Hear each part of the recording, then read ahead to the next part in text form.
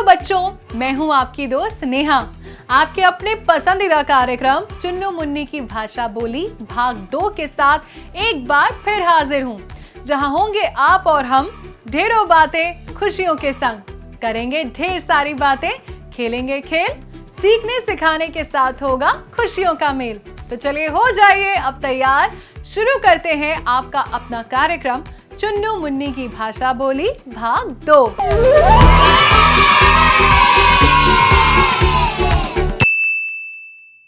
तो बच्चों, आपको तो पता ही है कि सबसे पहले हम क्या करते हैं। बिल्कुल सही, हम सुनते हैं कहानी, और कहानी सुनने से पहले हम क्या करते हैं? शाबाश! हम देखते हैं कहानी से संबंधित एक चित्र और जानने की कोशिश करते हैं कि आखिर कहानी में है क्या। तो चलो देखते हैं आज की कहानी का चित्र। बच्चों, इस चित्र को देखो, इसमें आपको क्या क्या दिख रहा है? अरे, मुझे तो यहाँ एक बच्चा दिखाई दे रहा है और उसके साथ एक कुत्ता भी है।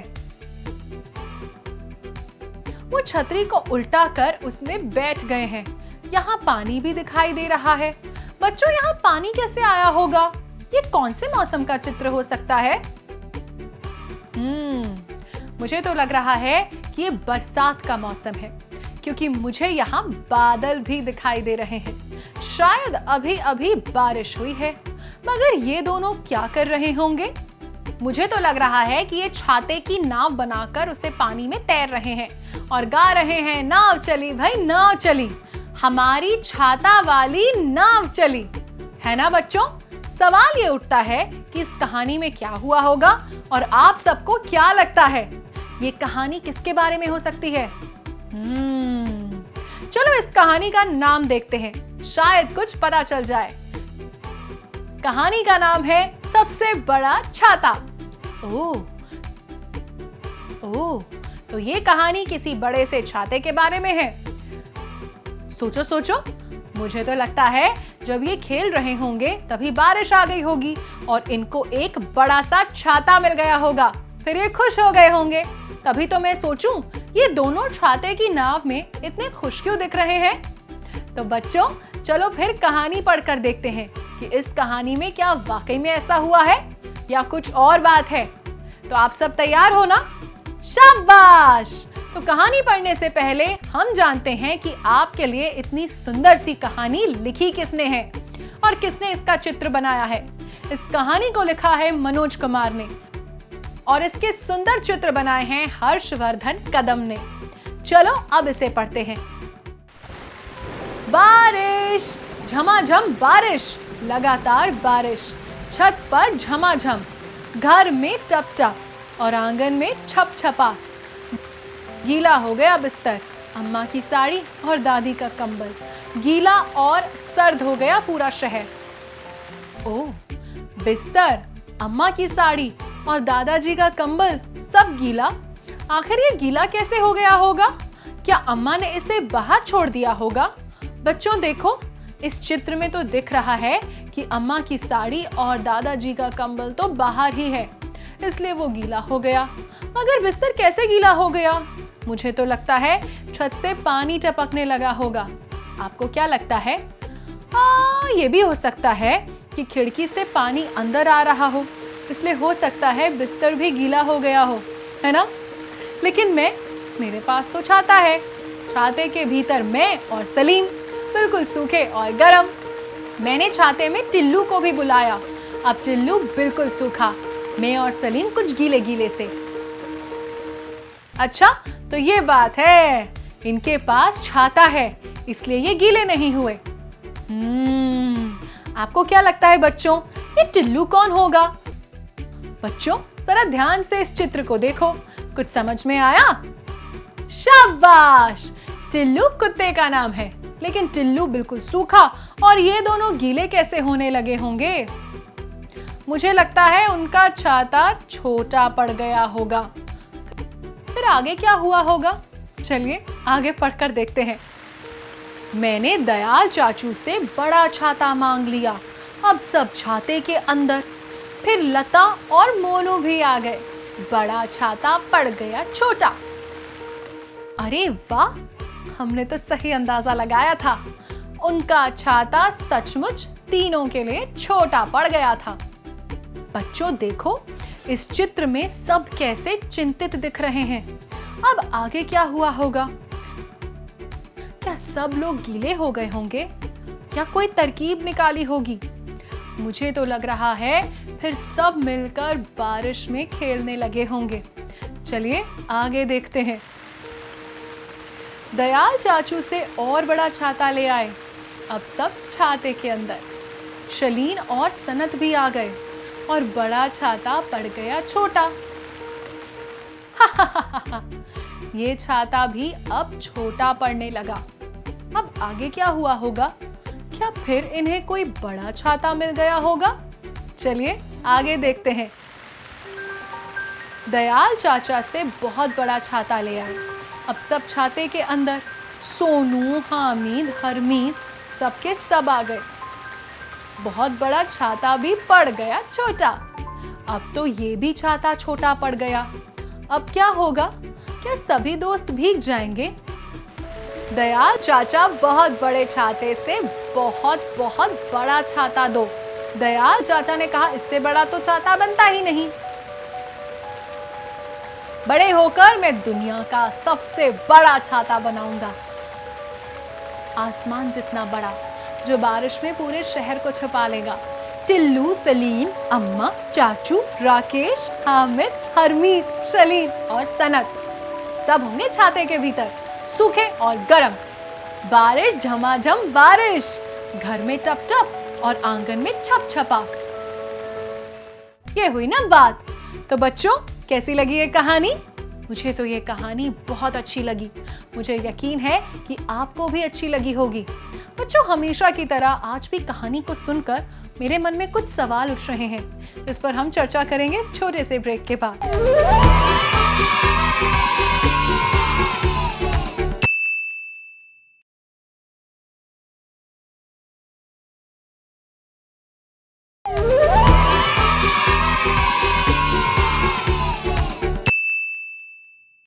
ब्रेक से पहले हमने सुनी थी एक कहानी और मेरे मन में आए थे कुछ सवाल। और वो सवाल है, बच्चों, कहानी में जब झमाझम बारिश होती है तब क्या होता है? याद है आपको? गीला हो जाता है बिस्तर, अम्मा की साड़ी, दादाजी का कंबल, सब गीला हो जाता है। गीला हो जाता है पूरा शहर।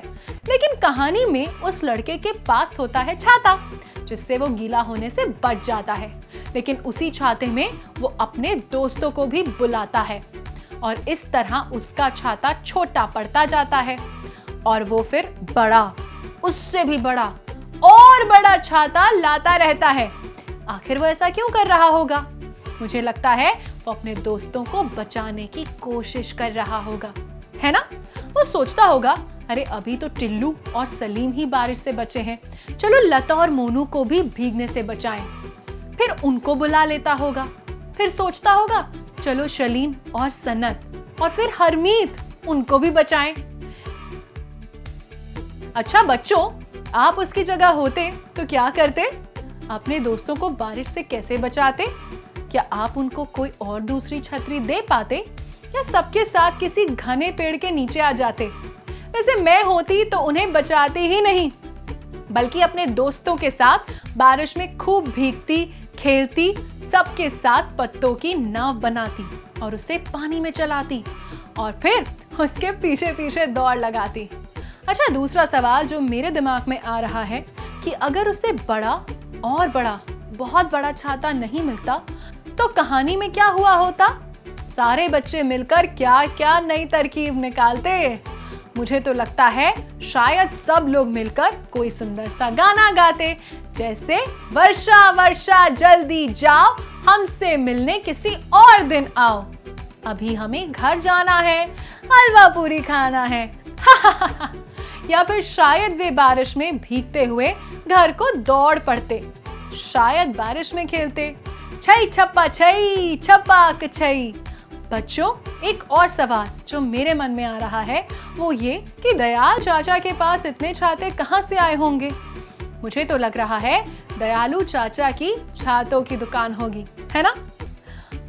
ये भी हो सकता है कि दयालु चाचा बहुत सारे छातों को इकट्ठा करके रखते होंगे बारिश में सबकी मदद करने के लिए।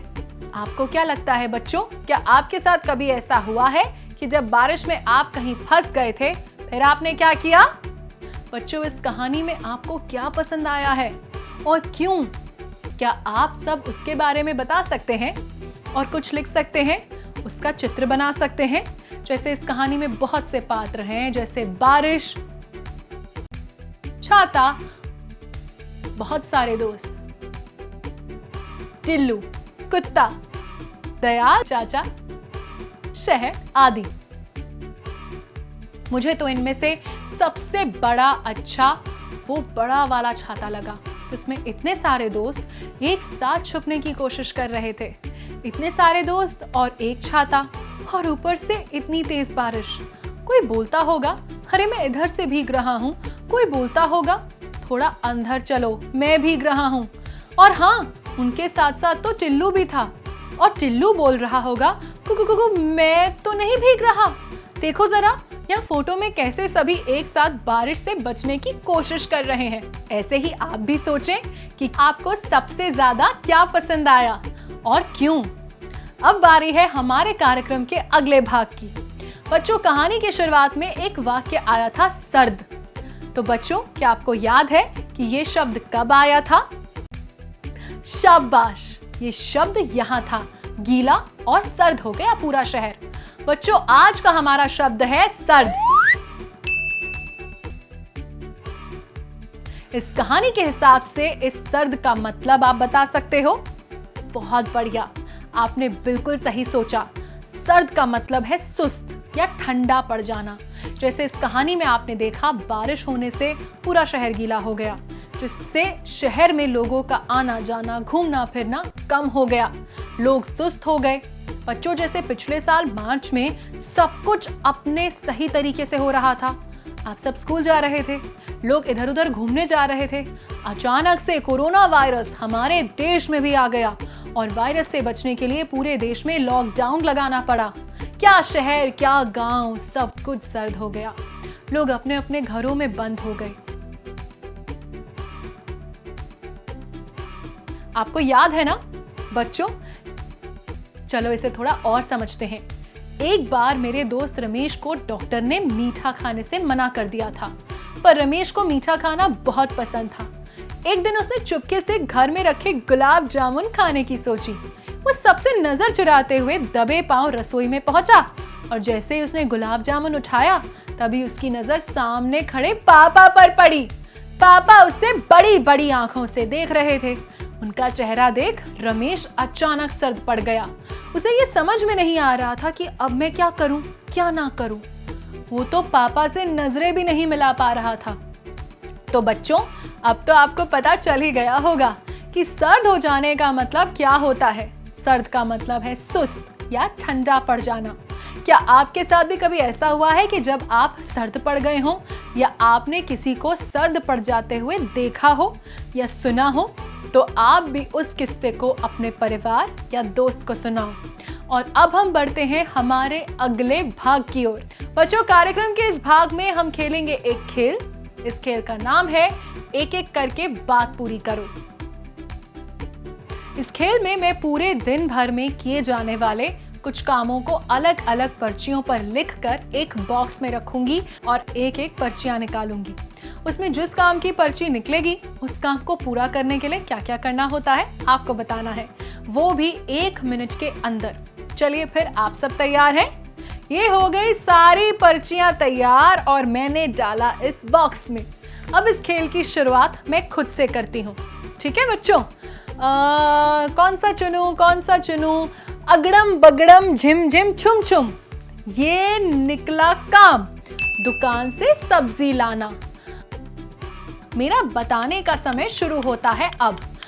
अगर मुझे दुकान से सब्जी लेकर आना है, सबसे पहले सोचूंगी कौन कौन सी सब्जी और कितनी कितनी लानी है। जैसे आलू 2 किलो, टमाटर 1 किलो, और साथ में कुछ हरी सब्जी। मैं एक कागज पर लिख भी लूंगी ताकि भूल ना जाऊं। बाहर जा रही हूं तो थोड़ा तैयार भी हो जाऊंगी। जूते चप्पल पहनूंगी, फिर थैला और अपना पर्स उठाऊंगी, फिर चलते हुए पास की सब्जी दुकान जाऊंगी, सब्जी पसंद करूंगी और उसको वजन करवाऊंगी, दुकानदार को पैसे दूंगी और सब्जी लेकर घर वापस आ जाऊंगी। ये मैंने तो 1 मिनट में ही पूरा बता दिया, है ना? तो देखा बच्चों, आपको किसी भी एक काम को पूरा करने में बारी बारी से बहुत से छोटे छोटे और भी काम करने पड़ते हैं। चलिए अब बारी है दूसरी पर्ची निकालने की। कैसे निकालूं? ये निकली, शाम को खेलने जाना। अब आपकी बारी। जल्दी से आप इस काम को कैसे पूरा करते हैं अपने परिवार के अन्य सदस्यों को सुनाएं। आपका समय शुरू होता है अब। है ना ये मजेदार सोचने वाला खेल? अब बढ़ते हैं अपने कार्यक्रम के अगले भाग की ओर। तो क्या आप तैयार हैं? इस भाग में आपको यहाँ दिखाई दे रहे इन अक्षरों को ध्यान से देखना है, जैसे ह, र, स, ल। अब इनमें जोड़ते हैं थोड़ी मात्राएं। मात्रा ए, मात्रा आ। पहले अक्षरों को मात्रा ए से जोड़ते हैं और देखते हैं कि क्या बना। हे, रे, से, ले। अब अक्षरों को मात्रा आ से जोड़ते हैं और देखते हैं कि क्या बना। हा, रा, सा, ला। बहुत बढ़िया बच्चों। हमेशा की तरह चलिए इसे थोड़ा और रोचक बनाते हैं। अब इनको जोड़ जोड़कर शब्द बनाने की कोशिश करते हैं। उससे पहले देखते हैं कि हमारे पास कौन कौन से अक्षर हैं। ह, र, स, ल, हे, रे, से, ले। हा, रा, सा, ला। मैंने एक शब्द बनाया, ह और रा। क्या बना? हरा। एक और शब्द बनाओ, रे और ल, बन जाता है रेल। एक और बनाती हूं, रा और ह, बन जाता है राह। एक और शब्द, ल, ह, र, बन जाता है लह। एक और बनाती हूं, सारा, सारा। एक और शब्द, ह, रे, ला, हरेला। और भी बनाए जा सकते हैं, जैसे हा और रा बन जाता है हारा। रा और सा बन जाता है रास। रे और सा बन जाता है रेसा। ले और ह बन जाता है ले। से और ल बन जाता है सेल। से, ह, रा, सहरा। ना आसान है ना बच्चों? चलो अब आपकी बारी। जल्दी से शब्द बनाओ और अगर आपके पास कॉपी पेंसिल है उन्हें लिख भी सकते हो। चलो अब बढ़ते हैं अपने कार्यक्रम के अगले भाग पर। तो बच्चों, इस भाग में आज हमने जो कहानी पढ़ी उससे संबंधित कुछ रोचक बातें करेंगे। तो बच्चों, आपको आज की कहानी याद है ना? बिल्कुल सही। आज की कहानी थी सबसे बड़ा छाता, जिसमें एक लड़का अपने दोस्तों को बारिश से बचाने के लिए अलग अलग छातों का इस्तेमाल करता है। बच्चों, क्या आपने कभी सोचा है कि बारिश कैसे होती है, या अगर बारिश ना हो तो क्या होगा? बच्चों, सूरज की तेज गर्मी में समुद्र, नदी, तालाब आदि का पानी भाप बनकर आसमान में उड़ जाता है। और फिर बच्चों, पता है उस पानी का क्या होता है? फिर वही पानी ठंडा होकर बादल बन जाता है और फिर यही बादल हमारे आसपास खूब बारिश कर हमें फिर से पानी देता है। बारिश का कुछ पानी धरती के अंदर चला जाता है, कुछ तालाबों में, नदी और समुद्र में चला जाता है। फिर उसी पानी का इस्तेमाल हम अपने कामों में करते हैं। अच्छा, तभी मैं सोचूं कि मेरे घर के पास वाले तालाब का पानी गर्मी के दिनों में कहाँ चला जाता है। बच्चों, मेरे घर के पास एक तालाब है जिसमें बारिश के दिनों में ढेर सारा पानी होता है, मगर गर्मी के दिन में तो वो लगभग सूख ही जाता है, बस थोड़ा सा पानी ही रहता है। सोचिए अगर बारिश होना बंद हो जाए तो क्या होगा? अगर बारिश ना होगी तो धीरे धीरे सारे पेड़ पौधे खेतों में लगे फसलें सूखने लगेंगी और फिर धीरे धीरे पूरी धरती रेगिस्तान बन जाएगी। गर्मी बहुत बढ़ जाएगी, सभी नदियां तालाब कुएं सूख जाएंगे। फिर क्या होगा बच्चों? फिर तो ना हमारे पास खाने को अनाज होगा और ना ही पीने को पानी। फिर तो हमारा जीना भी मुश्किल हो जाएगा ना। आपको जानकर हैरानी होगी कि दुनिया में कई ऐसे देश हैं जहां पूरे साल बारिश होती है। हमारे देश में भी एक जगह है मौसिनरम, जो मेघालय राज्य में है, जहां पूरे विश्व में सबसे ज्यादा वर्षा होती है ना ये रोचक बात? भाई आज से तो मैं पानी कभी बर्बाद नहीं करूंगी और इसे सहेजने के बारे में घर परिवार एवं आसपास बताऊंगी भी। चलो अब बढ़ते हैं अपने कार्यक्रम के अंतिम भाग पर। बच्चों अभी तक हमने खूब सारे खेल खेले और कहानी भी सुनी। अब वक्त है एक और खेल खेलने का। हम आपको कुछ चित्र दिखाएंगे, आपको इन चित्रों को जोड़कर कहानी बनानी है। तो बताओ आपको चित्र में क्या क्या दिख रहा है? पहले चित्र में मुझे 2 खरगोश दिख रहे हैं जो एक मैदान में खेल रहे हैं। वहीं पर कुछ गिरा हुआ दिखाई दे रहा है, शायद ये तुरई है। दूसरे चित्र में बारिश हो रही है और एक खरगोश तुरई का छाता बनाकर भाग रहा है। वहीं दूसरा खरगोश बारिश में भीगते हुए भाग रहा है। तीसरे चित्र में दोनों खरगोश नदी किनारे बैठे हुए कुछ सोच रहे हैं। चौथे चित्र में दोनों तुरई पर बैठकर नदी में कहीं जा रहे हैं। बच्चों अब इनको आपस में जोड़ने से क्या कहानी बनेगी? क्या हम इन्हें जोड़कर कहानी बना सकते हैं? कहानी क्या ऐसी हो सकती है कि जगन और मगन 2 खरगोश थे। वे दिन भर जंगल में घूमते रहते। एक दिन वे दोनों खेलते खेलते जंगल में काफी दूर निकल गए। वापस लौटते समय उन्हें एक तुरई दिखा। जगन बोला, ये हमारे काम का नहीं, इसे यहीं पड़ा रहने देते हैं। मगन अभी सोच रहा था कि बारिश शुरू हो गई। दोनों भागने लगे। मगन ने तो तुरई का छाता ही बना लिया।